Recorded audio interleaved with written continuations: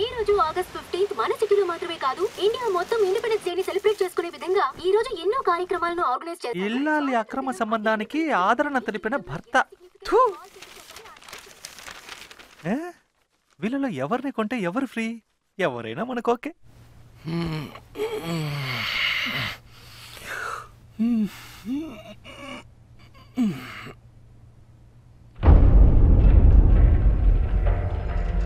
Watch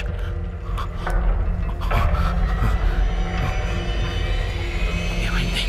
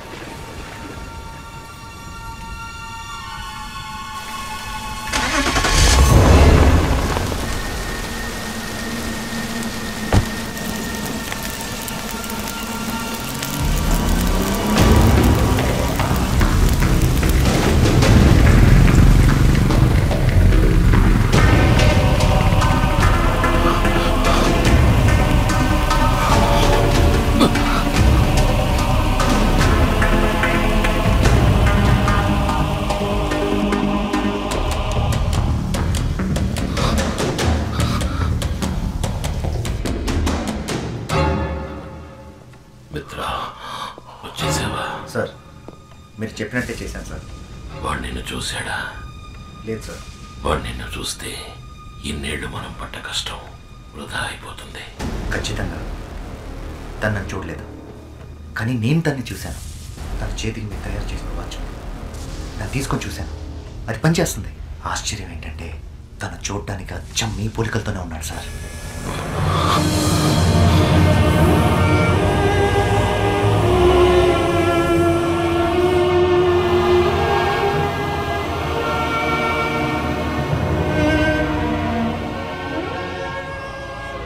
Priya, మిత్ర చెప్పింది విన్నావా? మన బిడ్డ అచ్చం అలాగే ఉన్నట్ట. రూపంలో వాడు నన్ను పోలినా పర్వాలేదు, కానీ వాడి జీవితం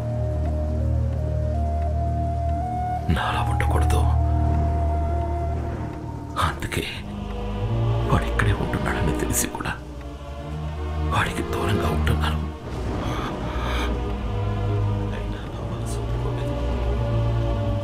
అందుకనే ఒకసారి మన మిత్రాన్ని వెళ్ళి చూసి రమ్మని చెప్పాను.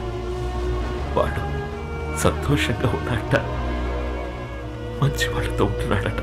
బిడ్డ సంతోషం తప్ప కన్న వాళ్ళకి ఇంకేం కావాలి చెప్పు?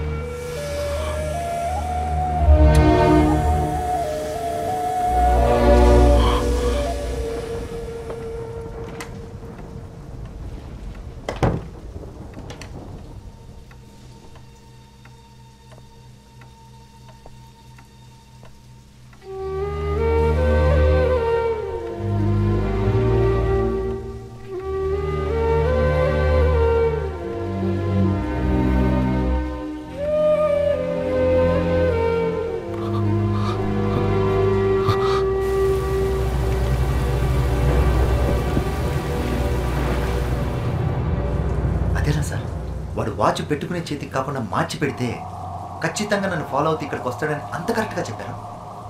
వాడు శివకుమార్ కొడుకైతే నేను శివకుమార్ అన్నరా. కానీ ఇంత పెద్ద పని వాడి వల్ల వీలవుతుందా?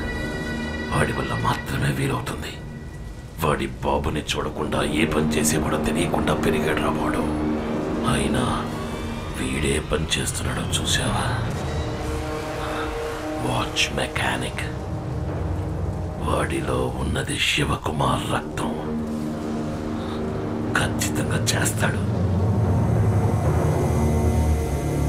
వాడిని పిలిపించి చెయ్యమని అడిగినా, మనం బెదిరించినా మన కోసం చేస్తాడా?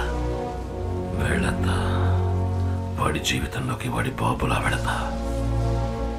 వాడి తల్లి గురించి చెప్పి తనని చూడాలన్న ఆతృతని పెంచుతా. ఆత్రేయ వాడి కుటుంబాన్ని దారుణంగా అంతం చేసిన కథ చెప్తా. అప్పుడు చేస్తాడు. ఫోటో ముందు కన్నీళ్లు కారుస్తూ నించున్నాడుగా, వాడికి జన్మనిచ్చిన తల్లి దానికోసం చేస్తాడు. వాడి బాబుననుకుంటున్న నన్ను నయం చేయడానికైనా చేస్తాడు. చేయించి చూపిస్తా. మిత్ర, ఆ వాచ్ని కట్టుకుని ఎవడైనా దాన్ని ఉపయోగించుకోవచ్చు, కానీ ఆ పని చేయకుండా నాకు అనుకూలంగా ఉపయోగించుకుంటా. చూస్తున్నాను.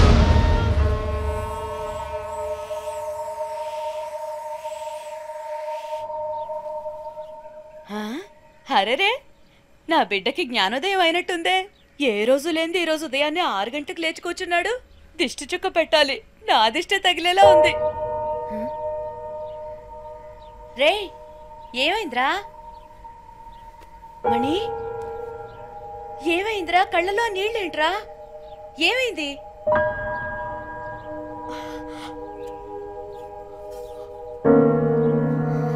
అమ్మా, వీళ్ళ గురించి తెలుసుకోవాలని ఆతృతతో అడగడం లేదు. నేను నీ బిడ్డని కానా అన్న ఆవేదనతో అడుగుతున్నాను. మనం ఎలా కలిసామమ్మా?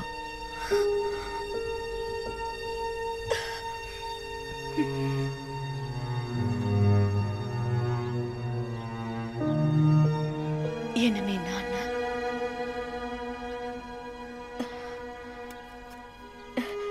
నువ్వు పెరిగి పెద్దయ్యాక నీ ముఖం చూస్తే అప్పుడు నాకు అర్థమైంది. నిన్ను నా చేతుల్లో పెట్టి నా జీవితాన్ని మార్చేసిన వారు మీ నాన్న. మనం ఎవరని అడిగావు కదా, చెప్తాను. ఊర్లోనే చాలా పెద్ద కుటుంబం మనది. నాన్న, అన్న, వదినలతో ఎంతో ప్రేమగా ఉండే కుటుంబం.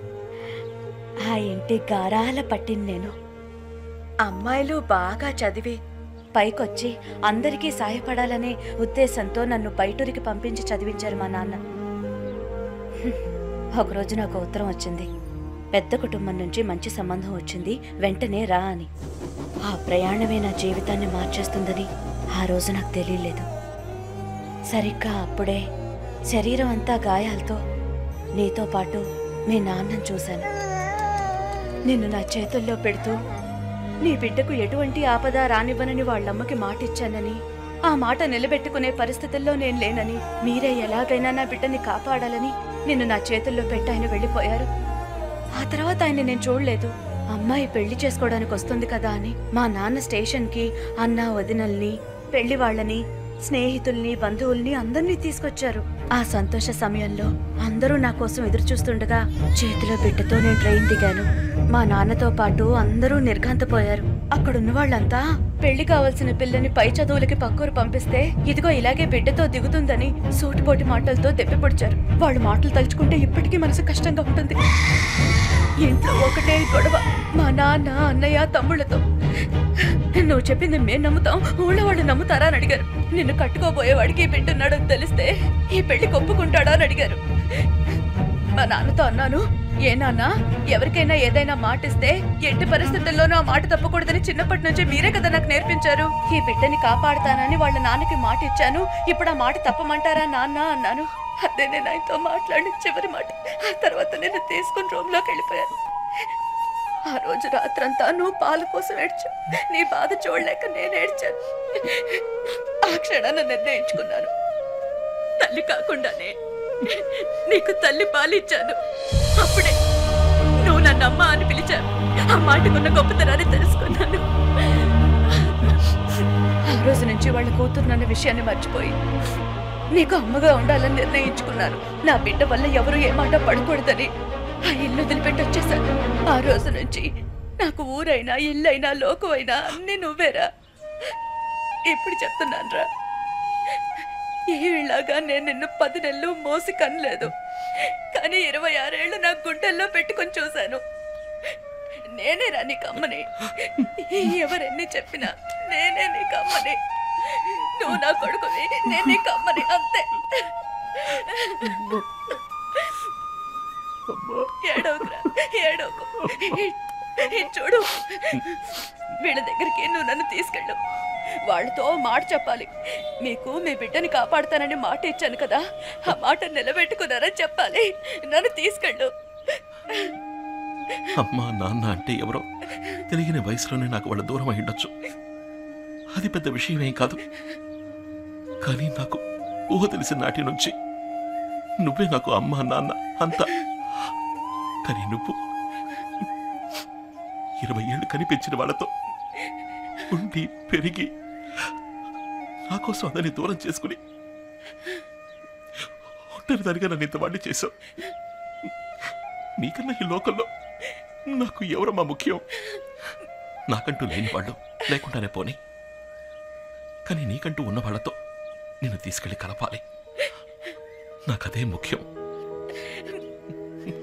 మాతాజీ, మొదటి నుంచి నీ యాక్టివిటీస్ ఏం బాగలేవు.